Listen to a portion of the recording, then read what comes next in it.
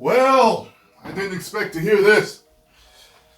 Christopher Nolan has this fair amount of backlash and controversies going on right now. Everything from the Oscar bait DEI casting to the real and not real Rotten Tomatoes scores to empty theaters. The rumor of the studio buying the theaters out.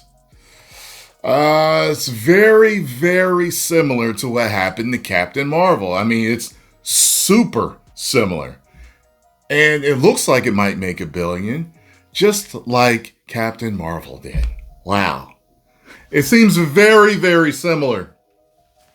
So, you guys can argue over that stuff if you want to. But I find this very interesting. So I already did a video where she had an issue with, the movie. It wasn't, it doesn't seem like it was really her cup of tea in some ways. But you see that right there, right? The Odyssey translator, Emily Wilson, slams Christopher Nolan's abysmal screenplay. I would be ashamed to have written any part of that script. Whoa! What interview was this? Because I saw the clip of the other one. Was this the same one? Because I figured if it was, they would have included that in that clip. Because that's like, wow. That's like, damn. So, says here, right here on Twitter, the quote is, Nolan's Odyssey lacks many of the elements that make the poem great. There's nothing convincing to say about time, memory, history, war, or about the relationship between one warrior's glorious return and the lives of his family, adversaries, comrades, friends, and neighbors. It lacks psychological, emotional, political, and ethical depths. Its narrative structure is gimmicky. The writing is abysmal. None of the characters has convincing motivation for their actions or words. There are no sex scenes, and all the food looks horrible. Wow, via the London Review of Books from The Guardian. Damn! Sounds like a very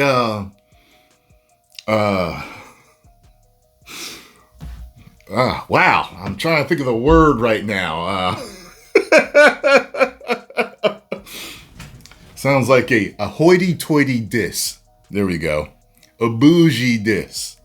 I've noticed that not all, but a lot of the people that like this movie tend to be the hoity-toity, wine-swirling, artsy-fartsy, people. He has a lot of people are calling it dry and bland and boring. I'm calling it boring, but others saying it's dry and it's a bland movie. And that is so weird. Like, that's a stereotype for certain artsy-fartsy movies, that they're boring or that they're dry or that it's like what, but at the end of the show, bravo!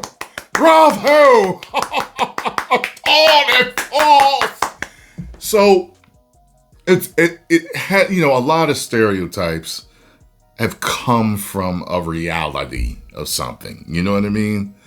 Not all, but the majority of stereotypes come from something real, something tangible. And, if you liked it, you liked it. To me, it's a bad movie, but a lot of bad movies, whether legitimately or illegitimately, have made money. You know what I'm saying?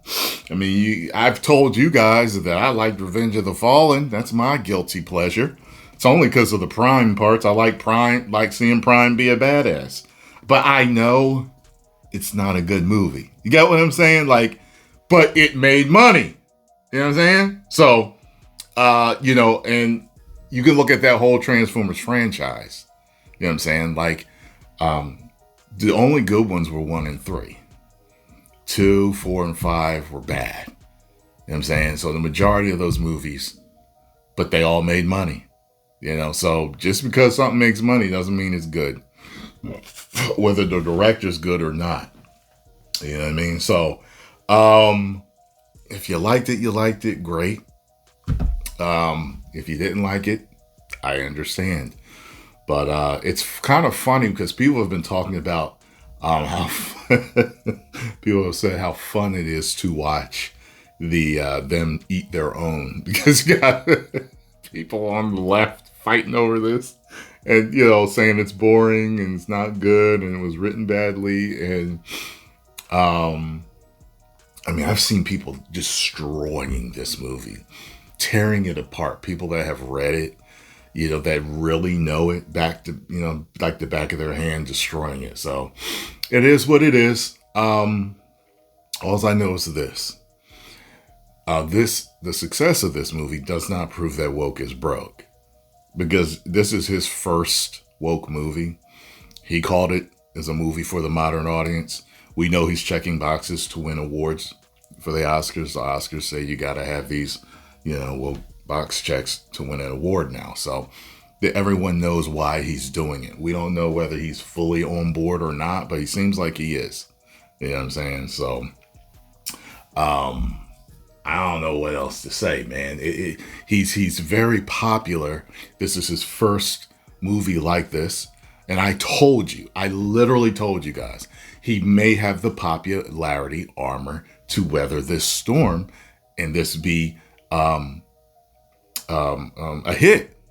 Although with all the controversy going on right now, that's highly questionable. But if it legitimately is, he can't continue to do it. He can't. No one can. Now, you ask, everyone that has continued to do it has seen everything fall in the toilet. But who knows? Maybe he's just the juggernaut of directors, and it's impossible for him to ever fail at anything. That's a possibility, I guess. You know what I mean? But I had to talk about this because I was like, damn, is she talking even more trash about it? Wow. Well, folks, you can watch my review. A lot of you seem to have found my review absolutely hilarious. I always mean to entertain while I'm telling you my honest feelings about a movie. So it is what it is. For what I'm seeing, he probably should have made it in separate parts. You know what I mean? And put more details in there from the other reviews that I've seen. And I've seen people just talking about they're loving it, but the people that talking about they don't like it, like there's a lot of details that are missing, a lot. And I was just like, man, I told you, when the Asian Greek jumped out of the boat and swam toward the sirens, I wanted to see something happen. Nothing happened. I was like, damn. You know, that was like one of the things where I was like, wait, why did you leave me hanging on that? But that's just one of the things. You know, I enjoyed the scene at the end with the dog when his dog's reaction to him, you know, and, you know, how happy the dog was. Like, I've heard that whine before from a dog, you know, how happy they are to see you. And then the dog passes. And it's like, it's so sad, but it's like bittersweet because he's finally reunited with him. He lasted long enough just to see his master. I really like that. And I liked when he strummed the bow and then, you know, shot the owl. That was cool. He took out a couple of dudes. It was cool, but then the fight was awkward after that. The Cyclops was weird to me. It didn't really work for me. Kind of like the part with the Giants. Yeah. But yeah, it just bored me to death though. And Robert Pattinson was a great villain. I liked him. Someone get these beggars out of here. Yo, everybody is memeing the hell out of it. Yo, that is going to be used for years upon years to come, man.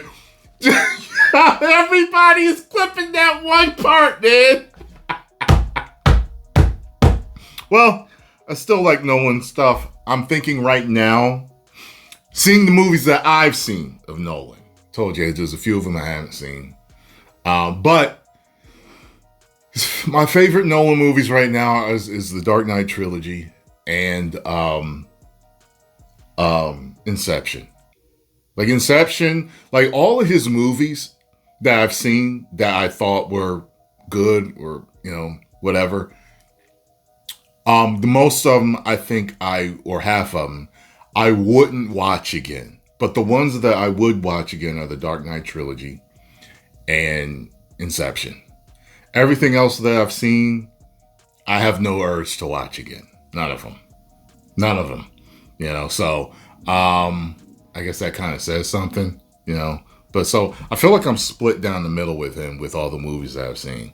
It might be equal, or maybe an extra one on one side or the other. I don't know. So, he's becoming hit or miss for me. So, I just, this is what it is, Every director that I love out there, I don't think there's, like Spielberg, there's movies of his that I don't like, but I love Spielberg. Spielberg's a legend. You know what I mean? I love James Cameron's movies. Like I don't ever have to watch Titanic again, But I love, Terminator 2, Aliens.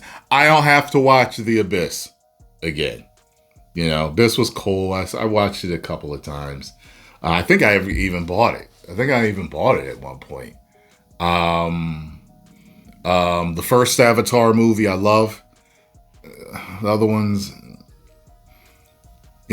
it's like it's a excellent tech demo. They're good, but I don't know. I don't feel like watching them again. I think being rewatchable is a attribute that a movie can have. That's part of what makes it great. You know what I mean? I like Zach's movies. Rebel Moon, both of those parts didn't really work for me. They were just, okay for me. I never saw the animated movie that he did. My favorite movie for Zach is probably 300. Like out of all of them, out of all of them, I've watched 300 the most. And then would, be like, Man of Steel and Zack Snyder's Justice League, Batman v Superman, and, a couple other, Dawn of the Dead. Yeah. Like the zombie movie he did, I thought it was good, but I haven't had an urge to watch it again. The one in Vegas, that one, I haven't had an urge to watch it again. Yeah. So it is what it is. You know what I mean? Hopefully the next Nolan movie I end up loving. 10 million subscribers. Woo!